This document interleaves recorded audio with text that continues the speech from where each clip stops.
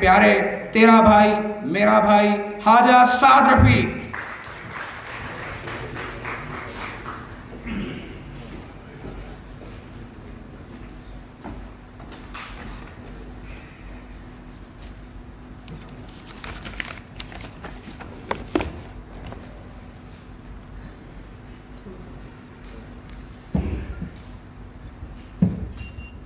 बिस्मिल्लाहिर्रहमानिर्रहीम।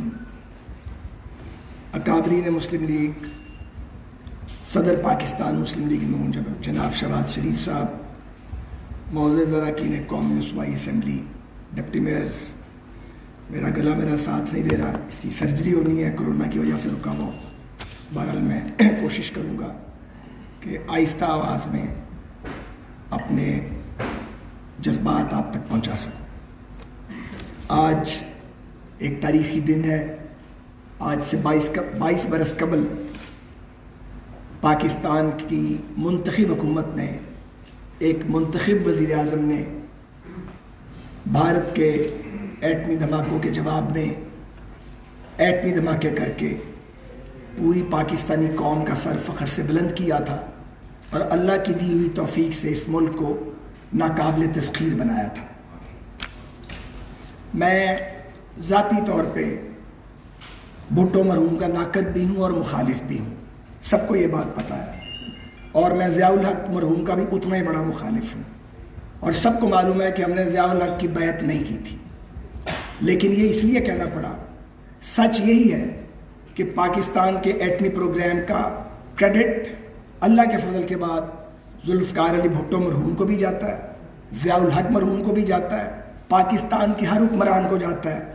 और फाइनली जब ये घड़ी आई फैसले की, जो सबसे मुश्किल घड़ी थी, तो ये फैसला करने का एजाज़, ये जो एक ताकत है, ये अल्लाह ताला ने मियाँ मोहम्मद नवाज शरीफ को अता की। इस एटमी प्रोग्राम को आगे बढ़ाने का क्रेडिट डॉक्टर अब्दुल कदीर खान साहब को, उनकी टीम को, कंप्यूटर रिसर्च लेबॉर्ट्रीज़ के काम करने वालों को, डॉक्टर समर मुबारक मंद को, और सबसे बढ़ के पाकिस्तान एटॉमिक एनर्जी कमीशन के उन साइंसदानों को जाता है जो इस कौम के गुमनाम मुजाहिद और गुमनाम हीरो हैं। चूँकि मुझे 2 बार वहाँ जाने का इत्तफाक हुआ, चंद माह बाद एटमी धमाकों के हम एक कौमी परचम मार्च लेके वहाँ गए थे। आप में से बहुत सौ को याद होगा, ये जनवरी 99 की बात है। तो वहाँ एक वाटर कोर्स है जो उस न्यूक्लियर एक्सप्लोजन की टनल से एक पानी का चश्मा है, वाटर कोर्स है जो बाहर को आता है, वो उस रास्को के इलाके में वाहिद वाटर सोर्स है। तो डॉक्टर समर मुबारक साहब मेरे साथ थे, उन्होंने उसमें से एक चुल्लू भर पानी पिया, तो मुझे कहने लगे आप भी पी ले। मैंने भी पिया। मैंने कहा इससे ये ताबकारी नहीं है? तो उन्होंने कहा कि ये इसके अंदर कोई रेडियो एक्टिविटी नहीं है। तो मैंने कहा इसकी कोई साइंसी वजह बताएं। उन्होंने कहा इसकी कोई साइंसी वजह नहीं है, ये अल्लाह ताला का करम। तो मैं तो ये समझता हूँ कि पाकिस्तान अल्लाह की अनायत के बगैर अपनी ताकत बन ही नहीं सकता था। जो मुल्क अपने लोगों की रोटी पूरी नहीं कर सकता, कपड़ा पूरा नहीं कर सकता, वो मुल्क एटमी ताकत बन गया। ये अल्लाह की तौफीक थी। फिर वो जो रास्को का इलाका है, जनरल कादर बलोच सब यहाँ तशरीफ़ रखते हैं, बलोचिस्तान से आए हैं, अभी बात भी करेंगे। वो सांप और बिच्छू के कांटे के लिए मशहूर है। वहाँ का सांप और बिच्छू का कांटा पानी नहीं मांगता। 16-17 साल एटॉमिक एनर्जी कमीशन के लोग, अफवाज पाकिस्तान के लोग वहाँ मामूर रहे, किसी को सांप या बिच्छू ने नहीं काटा। मैं और भी बात कर सकता हूँ, लेकिन कहा जाएगा शायद ये तोहम परस्ती की तरफ जा रही है। तोहम परस्ती नहीं है। मैं तो एक बुनियाद परस्त आदमी हूँ और मैं समझता हूँ कि अल्लाह की अनायत के बगैर ये मुमकिन नहीं था। और सबसे बढ़ के जो क्रेडिट मियाँ नवाज शरीफ को अल्लाह ताला ने दे दिया, वो बयानात से, मजाक उड़ाने से, तमस्खुर उड़ाने से वो वापस नहीं लिया जा सकता। तारीख़ बड़ी अजीब चीज़ है। इसको आप वक्ती तौर पे मसख कर सकते हैं, इसको मोम की नाक की तरह वक्ती तौर पे मरोड़ सकते हैं। चंद साल बाद, चंद दहाइयों बाद और बाज़ औक़ात सदियों के बाद तारीख़ का सच गवाही देता है और सच सामने आके रहता है। तो सच तो सामने आएगा। कौन मुल्क को बनाने वाला था, कौन बिगाड़ने वाला था। अगली बात बड़ी है जो मैं कहना चाहता हूँ, गुजारिश ये है कि ये जो पाकिस्तान को एटमी धमाका करके एटम बम बना लिया, पाकिस्तान एटमी ताकत बन गया, पाकिस्तान सरबुलंद हो गया पूरी दुनिया में, हमारी फ़ौज को ताकत मिली, ऑब्वियसली हम भारतीय जारहियत से महफूज हो गए। और एटम बम ज़ाहिर चलाया नहीं जाता, لیکن یہ ایک آپ کو محافظت اور سپورٹ دیتا ہے کہ دشمن کو یہ پتا ہو کہ اگر ہم حملہ کریں گے تو یہ بھی ہمیں لے بیٹھیں گے، اور دشمن ہم سے 5 گنا بڑا ہے اپنے اس میں حجم کے اندر. تو پاکستان کے لیے تو یہ ایٹم بم ناگزیر تھا، یہ ہماری لائف اور ڈیتھ کا مسئلہ تھا. لیکن سوال یہ ہے کہ کیا محض ایٹم بم بنانے سے ملک محفوظ ہو جاتے ہیں؟ یہ تو ایک پارٹ ہے. ہم سے شاید سینکڑوں گنا زیادہ ایٹم بم سوویت یونین کے پاس موجود تھے. اس کا کیا بنا؟ شیرازہ بکھر گیا. تو جو پورا پیکیج ہے وہ یہ نہیں تھا کہ صرف ایٹمی طاقت بننا ہے، پورا پیکیج یہ تھا کہ پہلے ایٹمی طاقت بننا ہے، پھر معاشی طاقت بننا ہے. اور آپ معاشی طاقت نہیں بن سکتے اگر ملک میں آئین اور قانون کی حکمرانی نہیں ہوگی. اگر ملک میں زرد جمہوریت کی میں بات نہیں کرتا، چیچک زدہ جمہوریت کی جو آج کل ہے، اگر ملک میں شفاف جمہوریت نہیں ہوگی تو پھر ملک معاشی طاقت نہیں بنتے. اگر ملک میں انصاف نہ ملے اور انصاف کو رون دیا جائے اور انصاف کے نام پہ ناروا سزائیں دی جائیں اور انصاف کرتے وقت ہاتھ کاپتے ہو لوگوں کے، تو پھر ملک معاشی طاقت نہیں بنتے. بعض اوقات پھر ایٹم بم جو بنے ہوتے ہیں وہ بھی بوجھ بن جاتے ہیں. تو گزارش یہ ہے کہ ہم جا کس طرف رہے ہیں. ٹڈی دل کا مقابلہ کرنے کے قابل نہیں رہے. کورونا کے اوپر ہماری اسٹریٹجی کوئی نہیں ہے. پولیو جو ختم ہو گیا تھا وہ پورے ملک میں واپس آ چکا ہے. جو جی ڈی پی 5.8 پہ ہم چھوڑ گئے تھے وہ کورونا سے پہلے 1.91 پہ فال کر گئی. ملک تو جا رہا ہے تباہی کی طرف. تو اس تباہی میں سے کیا نکلے گا؟ اور جھوٹ بتا کے، شور مچا کے، جیلوں میں ٹھوس کے ہمیں آپ سمجھتے ہیں کہ ملک آگے جا رہا ہے؟ ہمارا اب کیا بگاڑ رہے ہیں؟ یہ بیٹھے ہوئے ہیں، آصم صاحب بھی جیل کاٹا ہے، شاہد صاحب بھی کاٹا ہے، رانا ثناء اللہ خان بھی کاٹا ہے، پرویز بھائی پچھلی بار بہت کچھ بھگت چکے ہیں. اس ہال میں بہت سارے دوست بیٹھے ہوئے ہیں. میں اور سلمان صاحب بھی کاٹا ہے، شہباز شریف صاحب موجود ہیں، وہ کاٹا ہے. انہیں پھر وہاں دوبارہ بھیجنے کی سازش کی جا رہی ہے. کیا بگاڑتی ہیں جیلیں آدمیوں کا؟ لوگ واپس آ ہی جاتے ہیں، لوگ پگھل نہیں جاتے، لوگ آ جاتے ہیں. اس میں سے ملتا کچھ نہیں ہے. لیکن جو جیلوں میں لوگوں کو ڈالتے ہیں ان کے اپنے منہ کالے ہو جاتے ہیں اور وہ منہ دکھانے کے قابل نہیں رہتے. ہمیں جس نے جیل بھیجا تھا اس کا تو نام بھی لینے والا یہاں پہ کوئی نہیں ہے. کبھی وہ اپنی کورٹ کے اندر بیٹھ کے وہ للکارے مارتے تھے، دھمکیاں دیتے تھے.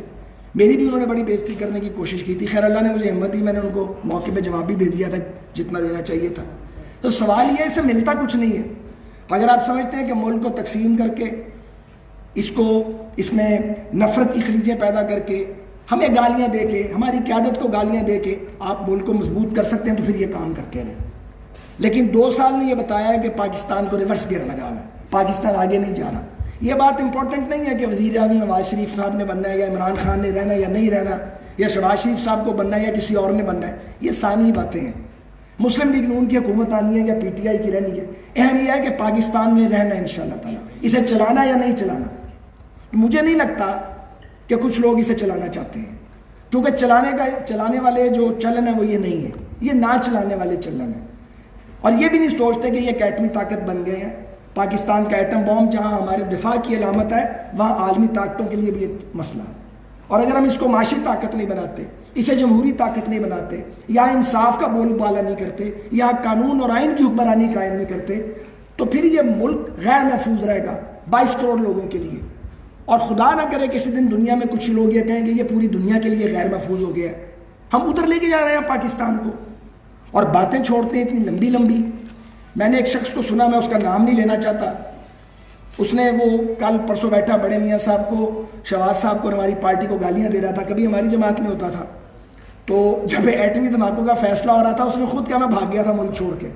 جو خود ملک چھوڑ کے بھاگ گیا ہے وہ بھی گالیاں دے رہا ہے.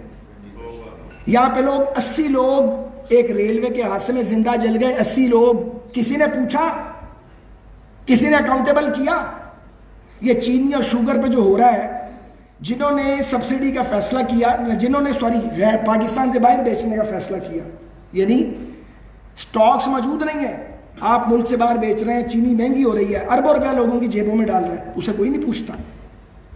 آپ سیاست کے نام پہ کتنا احتساب کا ڈرامہ رچائیں گے اور کتنا فراڈ کرنا ہے اپنے احتساب کے نام پہ. اب تو پاکستان کی عدالتیں بھی چلا اٹھی ہیں کہ تم نااہل بھی ہو، بدنیت بھی ہو. پاکستان کی اعلیٰ ترین عدالت کے آنریبل ججز نے میرے کیس میں اور سلمان کے کیس میں جو ریمارکس دیے ہیں، ابھی تفصیلی فیصلے کا انتظار ہے، ریمارکس آ چکے ہیں. اور شاہد صاحب کے اور اپنے احسن اقبال صاحب کے کیس میں، اور رانا ثناء اللہ خان کے ساتھ جو ہوا مجھے بتائیں، اور جو شہباز صاحب کے ساتھ بار بار کرنے کی کوشش کر رہے ہیں. جس ملک میں قاعدے حزب اختلاف کو آپ کام ہی نہ کرنے دیں، وہ ملک میں کون سی جمہوریت ہے؟ ملک میں کوئی جمہوریت نہیں ہے. اور یہ انتخابات جو ہیں یہ سنیچ کیے گئے ہیں. ہو سکتا ہے مجھے پھر پکڑ لیا جائے، پر میں کیا کروں؟ اسٹیج پہ آؤں گا تو بات تو کروں گا، یا پھر چنے بیچنا شروع کر دیتے ہیں، یہ کام ہی چھوڑ دیتے ہیں کہ یار یہ کام ہمارے کرنے والا نہیں ہے. آپ ہمیں کام بھی چھوڑوا سکتے تھے اگر عمران خان اس قابل ہوتا کہ وہ ملک چلاتے، لیکن گالیاں دے کے، بہتان تراشی کر کے، کھوکھلے نعرے لگا کے جو پورے نہیں آپ کر پاتے، اور ملک کو ریورس گیئر میں ڈال کے سیاسی طور پہ آپ فارغ ہمیں نہیں کر سکتے. ہم ظلم سہ رہے ہیں، تکلیف سہ رہے ہیں، لیکن معلوم ہونا چاہیے سیاسی طور پہ مضبوط ہو رہے ہیں. ہمیں اس کی خوشی اس لیے نہیں ہے کہ ہم تو سیاسی طور پہ مضبوط ہو رہے ہیں. ہم سے کون سا پہلی بار ہو رہا ہے؟ کسی کے ساتھ دوسری بار، کسی کے ساتھ تیسری بار، اور کوئی جماندرو یہی کام کر رہا ہے، ہر بار یہی ہوتا ہے. تو ہم تو اس صورتحال کو دیکھتے ہیں، عروج، زوال، زوال، عروج. یہ اگر زوال میں لایا گیا تو اللہ تعالیٰ پھر عروج میں لے آئے گا. ٹائم لائن تو مجھے پتہ نہیں ہے، مگر یہ بات مجھے پکی پتہ ہے کہ ہر مشکل کے بعد آسان نہیں ہے. انا مع العسر یسرا. تو مشکل کاٹ رہے ہیں، اپنے لیے نہیں کاٹ رہے ہیں. اس چھوڑ کے ملک کو کہاں بھاگ جائیں؟ بعض لوگ کہتے ہیں جی نواز شریف صاحب باہر بیٹھے ہوئے ان کو بلاؤ واپس. میں تو اس بات کے خلاف ہوں، انہیں آنا نہیں چاہیے تھا پاکستان واپس. جب آپ کو انصاف ہی نہیں مل رہا، میں نے تو کہا تھا میاں صاحب سے استدعا کی تھی مت آئیں واپس، آپ کوئی ضرورت نہیں ہے. جب آ رہے تھے واپس، آپ کے خلاف ایک فیصلہ کیا گیا جو فیصلہ ہی نہیں ہے. ساری دنیا کو نظر آ رہا ہے کہ آپ کو ٹارگٹ کیا گیا. تو ضرور آ کے جو ایک آپ کے ساتھ ظلم کیا گیا، آپ نے اس کا نشانہ بننا. وہ بہادر آدمی ہے، وہ آ گئے، ان کی صاحبزادی بھی آ گئی. میں وہ بھی کہتا تھا ان کو بھی اب واپس لے کے نہ آئیں ابھی، کیونکہ قیادتیں ملک سے باہر بیٹھتی ہیں، جلا وطنیاں ہوتی ہیں، اور بیٹھ کے باہر سے تحریکوں کی قیادتیں کرتی ہیں کہ دنیا کی تاریخ اٹھا لیں. ایسا ہی ہوا ہے. بہرحال وہ وقت گزر گیا ہے، وقت یہ بھی گزر جائے گا. بہت سے لوگوں نے جیل کاٹ لی ہے، اگر کسی اور کے مقدمے وہ بھی کاٹ لے گا، جھیل لے گا. ہم نے یہاں ہی رہنا، ہم نے یہاں مریخ پہ تو چلے نہیں جانا، اور ہم نہیں ہوں گے تو ہماری اولادیں ہوں گی. ہم اپنی اولادوں کو بھی اس کام کے لیے تیار کر رہے ہیں. میں نے اپنے بچوں کو اور سلمان صاحب کے بیٹے کو ہم نے لاء میں اسی لیے بھیج دیا. ہمارا پتہ نہیں کب ہونا ہو. یہ نہیں ہوگا کہ اس ملک کے ساتھ زیادتی کی جاتی رہے، ہمیں سرنگوں آپ کرتے رہیں اور کوئی پیچھے نام لیوا نہ ہو.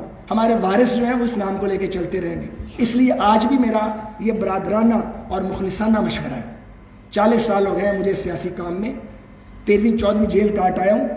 میں یہ کہنا چاہتا ہوں کہ لڑائی میں سے ملنا کچھ نہیں ہے، ٹانگیں کھینچ کے کچھ نہیں ملنا. اس ملک نے اگر چلنا ہے تو آئین کے نام پہ چلنا ہے، جمہوریت کے نام پہ چلنا ہے، انصاف کے نام پہ چلنا ہے. تو پھر پاکستان کو انصاف دینا پڑے گا. پھر پاکستان میں قانون اور آئین کی بالادستی قائم کرنی پڑے گی. اور میں یہ ضرور کہوں گا آخر میں کہ ہم نے عدلیہ کی آزادی کے لیے جب مارچ کیا تھا تو مقصد یہ نہیں تھا کہ چودھری افتخار محمد صاحب کو بحال کرایا جائے. ہمارے بڑے محترم ہیں وہ. ہمارا مقصد چند 10 15 20 آنریبل ججز کی بحالی نہیں تھا. ہم میں سے تو کوئی کسی کو جانتا ہی نہیں تھا. میاں نواز شریف صاحب تو کسی کو بھی نہیں ان میں سے جانتے تھے. ہم نے وہ مارچ اس لیے کیا تھا کہ پاکستان کو ایک آزاد، خود مختار اور غیر جانبدار عدلیہ ملے، کیونکہ جمہوریت کا تحفظ انہوں نے کرنا ہے، آئین کا تحفظ بھی انہوں نے کرنا ہے. ہم اکیلے یہ کام نہیں کر سکتے. بہت مہربانی.